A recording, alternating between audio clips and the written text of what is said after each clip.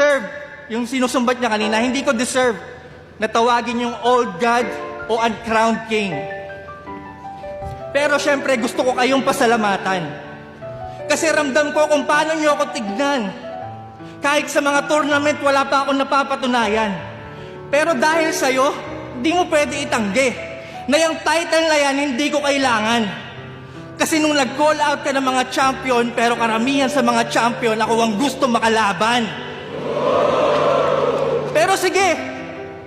Pero sige, palit tayo ng sitwasyon. Kung ako yung nag-champion ng tryouts, isa buhay at 2x2, malamang, simentado na ang aking pangalan. At dahil meron akong title, malamang, isa ako sa legendary at palaging relevant anumang era lumaban.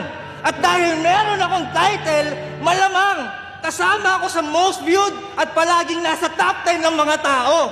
Ngayon, alisan niyo ako ng title. O di ba ganun pa rin? Wala namang nagbago!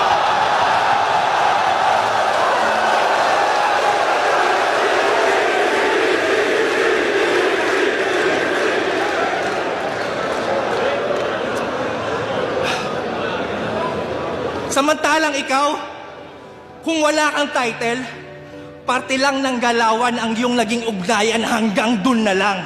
Yan ang katunayan na hindi ka kahusayan, nag-champion ka lang!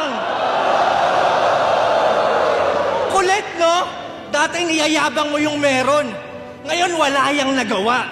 Nabaliktad ang sitwasyon, ikaw naman ang niyabangan ng wala.